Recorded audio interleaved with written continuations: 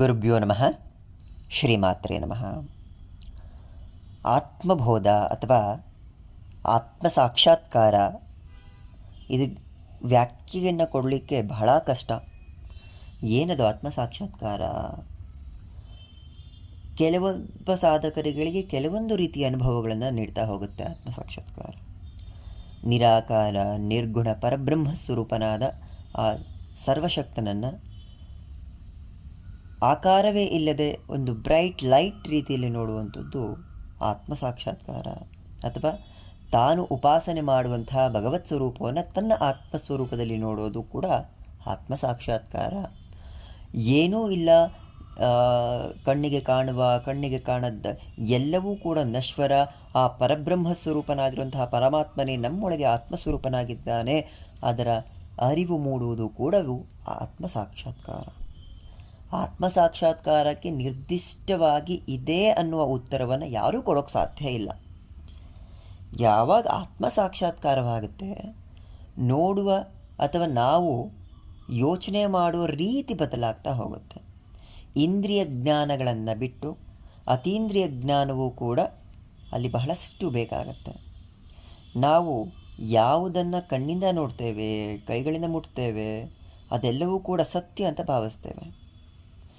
ಹಾಗಿದ್ದಾಗ ಆ ಸತ್ಯವನ್ನು ಮೀರಿ ಕೆಲವೊಮ್ಮೆ ನಡ್ಕೊಳ್ಬೇಕಾಗತ್ತೆ. ಉದಾಹರಣೆಗೆ, ನಾವು ಕಣ್ಣಿಂದ ನೋಡುವ ಹಾಗೂ ಕೈಯಿಂದ ಮುಟ್ಟುವುದನ್ನು ಮಾತ್ರ ನಿಜ ಅಂತ ಭಾವಿಸ್ತೀವಿ, ಇಲ್ಲ ಅಂದರೆ ಅದು ಸುಳ್ಳು.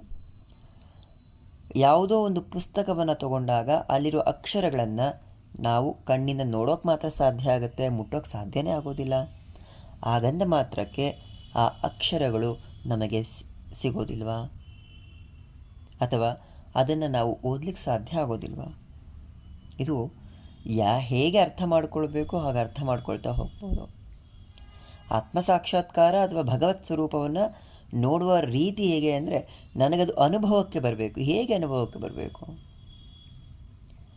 ನನಗೇನೋ ದೊಡ್ಡ ಪವಾಡವಾಗಬೇಕು. ಇವತ್ತು ಬೆಳಗ್ಗೆ ನಾನು ಅನುಷ್ಠಾನಕ್ಕೆ ಕೂತಿದ್ದೇನೆ, ಮಂತ್ರ ಜಪ ಮಾಡಿದ್ದೇನೆ ಅಂದರೆ ನಾಳೆ ಬೆಳಗ್ಗೆ ಒಳಗಡೆ ಭಗವಂತ ಸ್ವರೂಪ ನನಗೆ ದರ್ಶನ ಕೊಡಬೇಕು, ಅಥವಾ ನನ್ನೆಲ್ಲ ಕಷ್ಟಗಳು ದೂರ ಆಗಬೇಕು. ಆಗ ಮಾತ್ರ ನಾನು ಪವಾಡ ರೂಪದಲ್ಲಿ ನಂಬ್ತೇನೆ. ಹಾಗಿದ್ದಾಗ ಅದು ಕಾಮ್ಯ ಸಿದ್ಧಿ ಆಗ್ತಾ ಹೋಗುತ್ತೆ. ನನಗೇನೋ ಬೇಕು ಅನ್ನೋ ಬಯಕೆ, ಆ ಬಯಕೆಗಳಲ್ಲಿ ಮುಳುಗಿ ಹೋಗಿರುವಾಗ ಆ ನಿಜಾನಂದವನ್ನು ಅನುಭವಿಸೋದು ತುಂಬ ಕಷ್ಟ ಆಗುತ್ತೆ. ನಿಜಾನಂದವನ್ನು ಅನುಭವಿಸಲೇಬೇಕು ಅನ್ನುವಾಗ ನಮ್ಮ ಭಕ್ತಿಯಲ್ಲಿ ದೃಢತೆ ಇರಬೇಕು, ಭಕ್ತಿಯಲ್ಲಿ ಶಕ್ತಿ ಇರಬೇಕು. ಆ ಭಕ್ತಿ ನಿಷ್ಕಾಮ ಭಕ್ತಿಯಾಗಿರಬೇಕು. ಭಕ್ತ ಕುಂಬಾರನ ಹಾಗೆ, ಮೀರಾಬಾಯಿಯ ಹಾಗೆ, ಕಾಳಿದಾಸನ ಹಾಗೆ ಅನೇಕ ಸಾಧಕರುಗಳಿದ್ದಾರೆ. ಭಗವಂತನನ್ನು ಎಷ್ಟು ಅನನ್ಯವಾಗಿ ನಂಬಿದ್ರು ಅಂದರೆ, ಆ ಭಕ್ತಿಯ ಪ್ರೀತಿ ಭಗವಂತನನ್ನು ಬರಲಿ ಭೂಮಿಗೆ ಇಳಿಸಿತು. ಕನಕದಾಸರಾಗಿರಬಹುದು, ವ್ಯಾಸರಾಯರಾಗಿರಬಹುದು, ಪುರಂದರದಾಸರಾಗಿರಬಹುದು. ಆ ಆತ್ಮ ಸಾಕ್ಷಾತ್ಕಾರ, ಆ ಕ್ಷಣ ಮಾತ್ರದ ಆತ್ಮ ಸಾಕ್ಷಾತ್ಕಾರ ಇಡೀ ಜೀವನವನ್ನು ಬದಲಾಯಿಸಿಬಿಡುತ್ತೆ.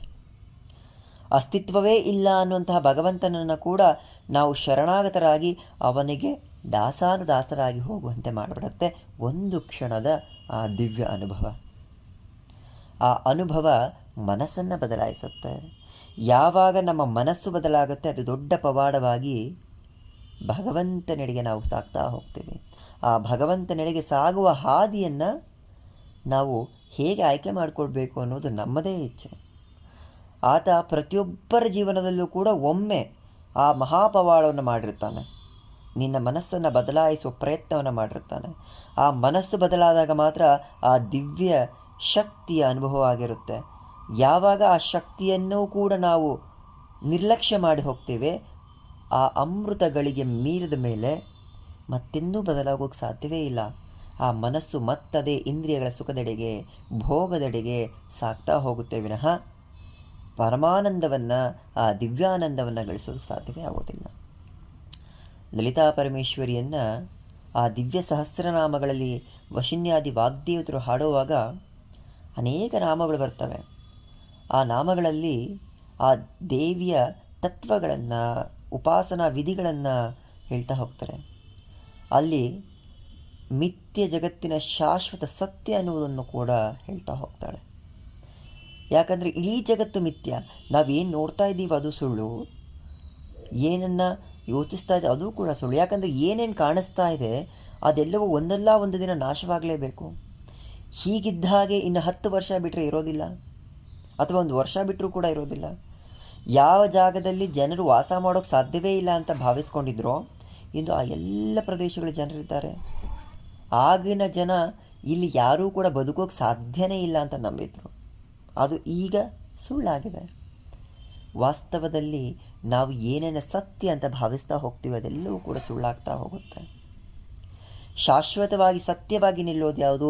ಆ ಅಗೋಚರ ಶಕ್ತಿ ಅರಿವಾದಾಗ ಅದು ಮಾತ್ರ ಸತ್ಯ ಅನ್ನೋದು ಅರಿವಾಗತ್ತೆ. ಆ ಸತ್ಯತೆಯನ್ನು ಹುಡುಕುವ ಹಾದಿ ಏನು ಅಂದರೆ ಆತ್ಮ ಸಾಕ್ಷಾತ್ಕಾರದೆಡೆಗೆ.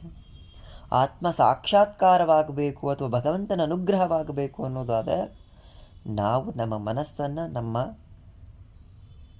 ಆತ್ಮವನ್ನು ಒಂದೇ ಕಡೆಗೆ ಕೇಂದ್ರೀಕರಿಸ್ತಾ ಹೋಗಬೇಕು. ಆಗ ಮಾತ್ರ ಎಲ್ಲವೂ ಸಿಗಲಿಕ್ಕೆ ಸಾಧ್ಯವಾಗುತ್ತೆ. ಶ್ರೀಮಾತ್ರೇ ನಮಃ.